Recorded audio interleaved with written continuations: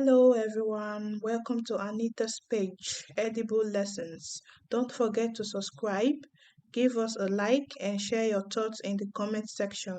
Enjoy, bye. Ejiro's journey, from Nigeria to Europe. Ejiro was a determined 19-year-old girl from Nigeria.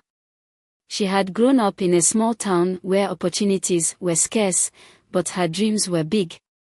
She wanted a better life, one where her siblings would no longer have to sell oranges by the roadside to pay for school fees. With her parents' blessing, Ejiro set out on a journey that many in her village had whispered about, the dangerous path to Europe. Ejiro had heard of Europe as a land of opportunities, where hard work could lead to a better life. Her cousin, who had made the journey years ago, had sent back glowing stories of success. Encouraged and desperate to escape poverty, Ejiro pulled her family savings and contacted a smuggler who promised to take her to Libya, from where she could cross the Mediterranean to Europe. The journey began in a crowded Ilus truck, a large, open-back vehicle overloaded with migrants. It was her first time leaving home, and the mix of fear and excitement buzzed in her chest. The truck swerved along dusty roads, carrying men, women, and children who, like Ejiro, were chasing hope. Days turned into weeks and weeks turned into months as the truck drove through Nigeria, Niger, and finally into the vast, unforgiving Sahara Desert. The heat was unbearable, and water was rationed carefully. Ejiro clung tightly to her small bag, which contained a few clothes, her Bible, and a photograph of her family. The Sahara was harsher than she had imagined. Sandstorms would sweep through without warning, forcing everyone to cover their faces. At night, the cold was biting, and Ejiro often shivered under the starry sky. She made friends with Amina, a young mother traveling with her toddler. Together, they shared food and comfort during the long nights. But the desert also brought dangers. The Ilus truck broke down twice, and one night, the driver abandoned them, claiming they were too heavy to proceed. Ejiro and the others were stranded for 2 days until another smuggler arrived. Tragically, not everyone survived those 2 days, and Ejiro's resolve was shaken.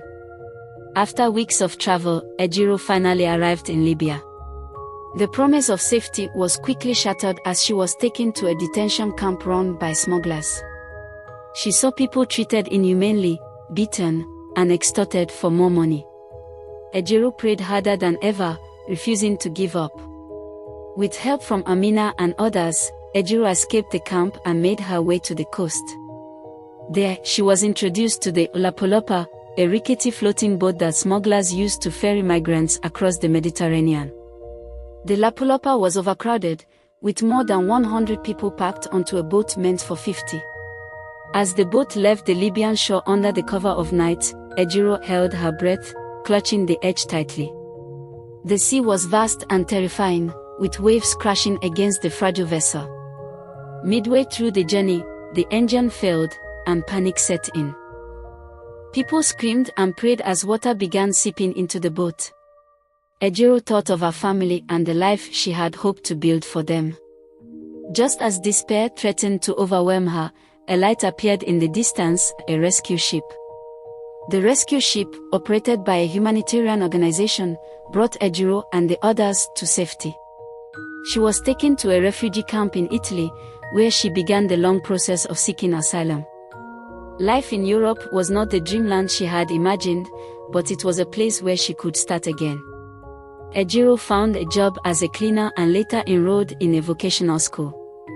She sent money back home and shared her story with others, warning them of the dangers of the journey but also inspiring them with her resilience and determination.